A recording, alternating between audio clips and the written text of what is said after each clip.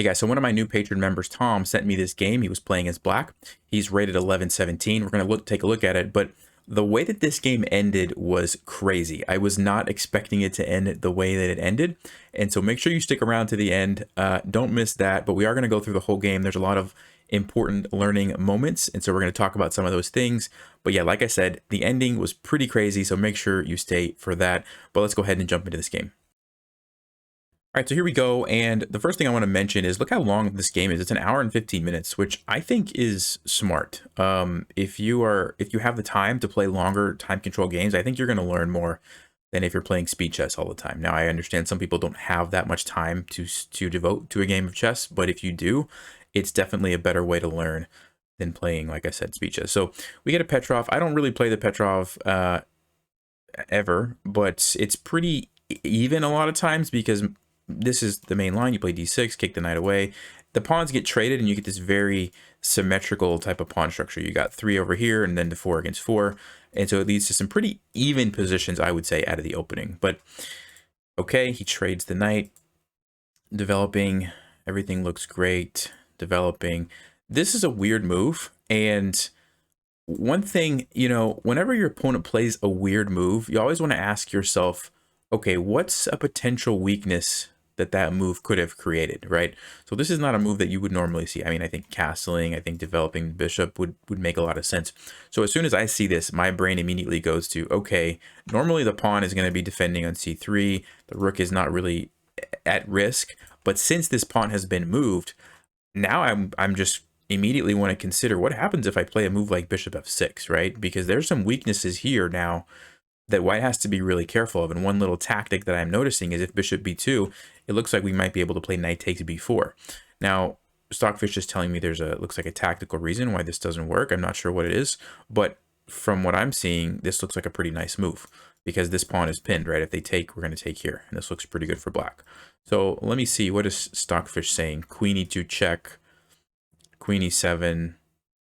It's still good for black. I don't know why Stockfish doesn't recommend that as the best move, but all right, sorry, I'm back. My daughter was banging on the door. I had to stop for a second. But what I was saying is, it looks like there's lots of tactics happening immediately along this diagonal. And so just to kind of recap, whenever your opponent plays a weird looking move, right, that's not developing a piece or castling or something just normal, ask yourself what weaknesses could potentially be created. And I think bishop f6 would be a really nice move to play here, just to immediately put some pressure on that diagonal and ask white, what are you going to do about this? So, but bishop g4, also really good move, just developing your piece to a good square. So I can't complain about that. Castles and castles. Again, getting the king out of the center, it's like almost never a bad decision. So that's fine. Rook e8. Generally speaking, I like the idea of putting the rook on the open file. Personally, I still feel like bishop f6 is just a really nice square for this bishop. And so I'm going to put that there right away. Bishop's not doing anything on this diagonal at all. So I definitely don't want to leave the bishop here. And because, like we already talked about, the weaknesses that were created here, I really want to get this bishop here. Now, rook e8 is a move that I may or I may not play in the future, right? Like, I might want to go here and fight for control of this file. I also might want to do some other things. And so, whenever you have moves like this, or like, let's say black was considering playing this move and this move, you want to ask yourself, which move are you more likely to play for sure, and which move might you play or might you not play, right? Bishop f6 is a move I'm going to play like guaranteed, right? I don't want my bishop here. I definitely want it here. I'm going to play bishop f6. Rook e8, maybe I'll play it. Maybe I won't play it, depending on what white does. I might do something along this diagonal. I might go for this tactic. I might do something like this to threaten this, put pressure on f3. So I'm not sure if I'm going to play rook e8. The other thing, this bishop on c4 is eyeing my f7 pawn. So right now, I like the fact that it's very well defended. I don't have to worry about any tactics because my rook and my king are defending it. As soon as I move that rook, well, now I have to be a little careful because I'm noticing the bishop. I'm noticing there's a knight. There's also a discovered attack on my bishop. And so I don't know, I haven't checked it yet with Stockfish, and I don't see anything immediately that works, but maybe there's even a tactic like takes, knight g5, the queen come, those are the things you have to be careful for. So again, I would have played bishop f6 is what I'm trying to say. So rook e8, And Stockfish is saying there is a little move that's kind of takes advantage of that queen d5, right? And it's going for that weak spot. Now it looks like bishop e6, and we can get some trades, and actually it's saying white can sacrifice. So pretty interesting position. And notice how all this happened because we didn't really play bishop f6. We played this, and we allowed some weaknesses there. So this looks like an even position. It's not like a bad move. I'm just saying I think bishop f6 slightly more accurate here. But anyway, rook e8, bishop d5, and now bishop. Okay, so great. So, you know, I think black was definitely thinking about these moves. I would have just got the ordering. I would have flipped the ordering, bishop f6 first. But all right, let's move on. Bishop d2, queen d7. This is a good move, getting the rooks connected. I like it. Okay, and by the way, I should mention, if black were to take here, it looks like you have this nice bishop on the rook. But remember, when you give up 2 pieces for a rook and a pawn, it's usually not worth it. Usually the 2 pieces are going to outperform the rook and a pawn, right? And so this is a good trade for white. I wouldn't do that as black. So that's smart to not, to not take that. All right, so queen d7, rook here, rook to b8. This is not a move that I like. I understand that there's a bishop here. I understand that you might want to move your knight at some point and you want your pawn to be defended. But this is the kind of move that I would play only as a last resort, like only if I have no other ideas, no other good moves that are coming to mind. And why is that? It's just such a defensive move, right? Like you really don't want your rook babysitting a pawn. That's just not what you want your rook to be doing. So for me, I think when I look at this, I'm thinking about trading the rook and then trying to bring this rook over. And what I'm noticing about this is that white's going to have a tough decision. First of all, they can't take with the knight because it's pinned. So they have to take with the bishop or the queen. If they take with the queen, then I'm going to bring my rook over with tempo and gain control of the file, right? And if they take with the bishop, well, I'm still going to bring my rook over and I'm still going to get control of the file. I don't have tempo, but it's going to take a while before white's able to figure out a way to get their rook over here to counter my rook, which means for the next couple of moves, I've got really nice control with my rook on this file. And that's significant, I think. And I would much rather have a position like this than if we go back a couple moves and have a position like this where this rook is just sitting over here, right? So do you guys see how I want to have as many of my pieces maximized as possible and as few of them defending as possible, right? So trading this, putting that rook there seems like a better plan. So that's what I would have done.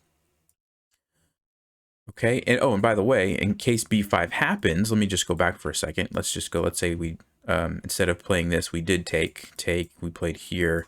And if b5 happened, which maybe is what Tom was afraid of, you've always got knight d8 if you need it to defend your pawn that way, right? So you don't really have to worry about that pawn with the rook. You can defend it with your knight, or you can just go on the offensive and not even worry about it and see what you can do over here. So that's kind of what's going on there. Okay, but anyway, rook b8, b5, knight e5. I think that's a good square for the knight. Nice and centralized. Okay, we get this trade, and now actually black's in a good position. I don't think white should have done that because now white has a problem. Queen's under attack and the bishop's under attack. It's not easy to defend it. Bishop f3 is a good try. So one of the things you'll notice about this position is that white's queen is what we would say overworked. So it's defending this bishop and it's defending this bishop. And ideally, black actually captured here, which was the best move. Ideally, white would want to recapture with the queen, right? You don't want to mess up your pawns. But then you notice how this bishop is now undefended, right? Because the queen was defending it. So you can see because the queen's overworked, white's forced to make an awkward decision. And now white's king is not good. Not only is the king not good, the pawn structure is completely messed up as well. These are going to be weak for the rest of the game. And so really nice maneuvering there by black to do that. Queen f5. Okay, I don't mind that move. I mean, I think it makes sense. You're kind of just putting pressure on some of these weak pawns. I would have considered a move like rook here, just getting this rook doing something, right? It's not doing anything here. And so your queen is already attacking some stuff. And so I would rather take a piece that's not doing anything and put it where it's doing something, as opposed to taking a piece that's doing something and just moving it, right? Now, it's not a bad move, but just I think this is a little bit better. All right, so the rook comes up, and now it comes over, which is great. You've got this nice pin. And yeah, perfect. So let's see what happens here. Queen over. So white's trying to get out of the pin, which they do at the cost of obviously undefending the pawn. And so black takes it. Great. All right, rook comes up, queen goes back, rook comes over, e4. That's a good move. One of the best things about this move is that now the bishop is involved, right? The bishop was kind of stuck. Now the bishop is threatening stuff. It also shuts down the rook from trying to come over here. I like that. And, you know, opens up another square here for the queen or the bishop. So really nice move there. Bishop g5. King h8. So this move, I guess the idea is that black was trying to get out of the pin, right? You didn't want the king to be in line with the rook, which, okay, it makes sense, but I don't think you need to do that because you've got to defend it already. Like, this isn't really a threat because you can take it with the queen and you're just fine. So I would have probably looked for a more aggressive move. Let's see. I'll try not to use Stockfisher. What would I play? Maybe some sort of rook lift could be an idea, bringing one of the rooks up, like maybe like this and like this, trying to double up the rooks. Maybe, I mean, even a move like, I don't know if e3 makes sense. It looks like tactically that might be a good idea, just to kind of open up white's king, right? Remember, white's king is missing a pawn here, and so if you can get rid of this pawn and both rooks get involved, that looks pretty scary for white. So those are the kind of things that I would be thinking through. King h8, it's just a bit passive. All right, so we get the trade. Queen e3. I mean, black is still much better here. Queen b6. I don't mind this move. You know, because black is ahead of pawn. Is it 1 pawn, 2, 4, 6, 3, 6? Yeah. So black's ahead of pawn, so trading is fine. But, you know, black's king is very safe behind this wall of pawns. White's king is not, really. I mean, yes, there's a rook there, but other than that, this is very, very scary for white. You've got moves like this. You've got weaknesses here because there's no pawn. I like to leave the queen on in this position because I'm going to try to attack the king. So I wouldn't have played queen b6, but that's just me. All right. We get the trade. And f5 is a good move, kind of just defending your pawn. All right, we trade this. That's fine. Okay, and now the king comes over, which is good. Now, you remember earlier that move king h8? If the king was on g8, black would have been one move closer to bringing the king up, right? And so you want to be careful making moves like king h8 unless you really need to. And in that case, black didn't need to. It was kind of a wasted move, I would say, and now it's costing black a little bit of time. All right, so here we go. We get this rook endgame.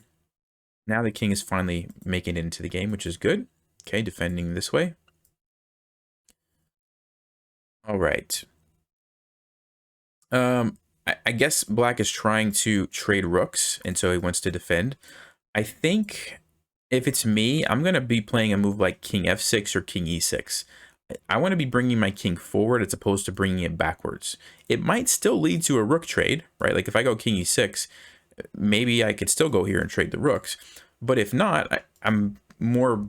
This is a much better position for my king than back here, right? I want to be able to go forward, defend this if I need to, as opposed to on e8, I don't really have a lot of options, right? So try to be thinking where's the best place for your king at the end of the game. You did a good job bringing it up, but now instead of going backwards, we really want to be going forward here. So, all right, but king e8, and we do get the rook trade. Now, I understand black is winning, and so trading a lot of times makes sense, and I think that's an okay decision, because once you get into a winning king and pawn endgame, you're pretty much close to the end, right? The end is near, so that's fine. What I don't like about this is right now it's going to be very difficult for white to create a passed pawn over here, right? Because yes, that white has an extra pawn, but you've got 3 immediately blockading all of these 4 pawns, right? Very difficult for white to do that. When you trade this, well, now you've given them 4 very nice looking pawns. You fixed their pawn structure, and now it's much easier for white to create a passed pawn. Now, yes, your king is there, and yes, you have 2 pawns over here, which is definitely better. But I don't like fixing white's pawn structure for them. And so, you know, I think going back to this position, really my plan at this point would have been play king f6 or king e6 and try to focus on pushing my pawns. I already have a passed pawn, and I have these extra ones I can use to help it. I'm going to start, sorry, I can't draw arrows. I'm going to start using these to push. That's what I'm going to do. I'm going to leave my rook sit here. It looks very nicely positioned. It's protecting my pawns. And I'm going to make white try to work to create pawns, which is not going to be easy to do. Pass pawns. All right. So anyway, we get the trade. All right, here we go. King comes up. That's good. King comes up. That's good. King comes up. That's good. And white plays here. And black plays what I would say is a pretty natural looking move. They take this pawn. And this is a pretty amazing position. Some of you might recognize this pattern, but without giving it away, I want you to think through, pause the video for a second, think through, what do you think white's best move in this position is? White actually has a way to win the game from this position. It's amazing, but white actually has a way. See if you can find what it is.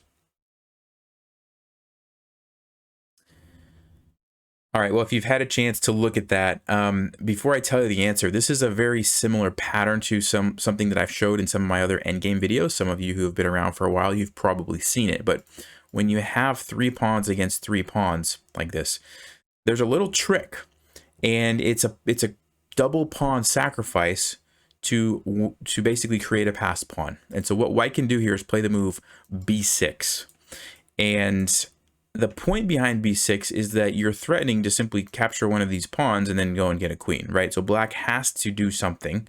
They have to take you, right? Because if you try to like just push by, the pawn's just going to take and get a queen. So you can't do that. You have to take it. And so that's what Tom played in the game, captured it. And then white played this move. And this is the idea, right? And the point is that this pawn is just threatening to take you and get a queen. So again, you're forced. You have to take it.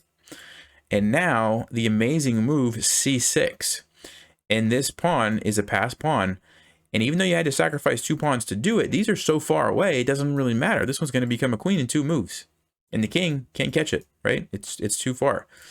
And so amazing little tactic. I guess Tom had never seen that before, and you know, this guy either has seen it before or figured it out. It looks like, yeah, they played it really quickly, so I assume that they've seen this before. They've seen this little trick.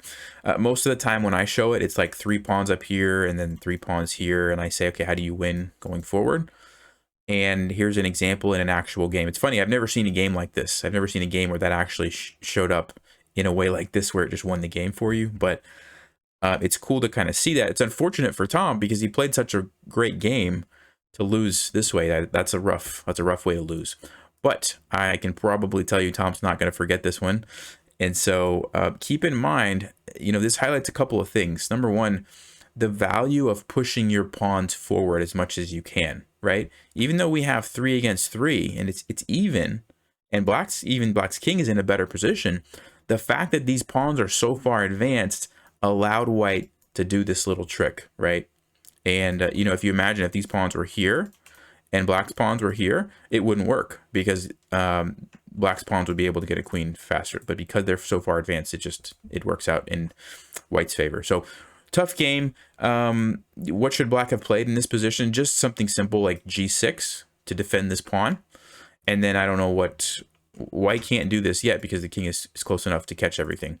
I don't know what, let's say white does some random move over here. What black should have done is, you know, really any of these pawn moves would probably be fine. It's just something like b6 now, forcing some sort of trades here. Let's just say takes, and now black is going to win. You can take this eventually and then just win the game with your passed pawns here. So that's what should have happened. Tough end game, tough game. Hopefully you guys learned something from that, and yeah, let me know what you think about this. I mean, that's the first time, like I said, that I've ever seen a game end quite like this because of this little breakthrough. So pretty cool stuff. Thank you, Tom, for sending that in, and I'll see you guys in the next one.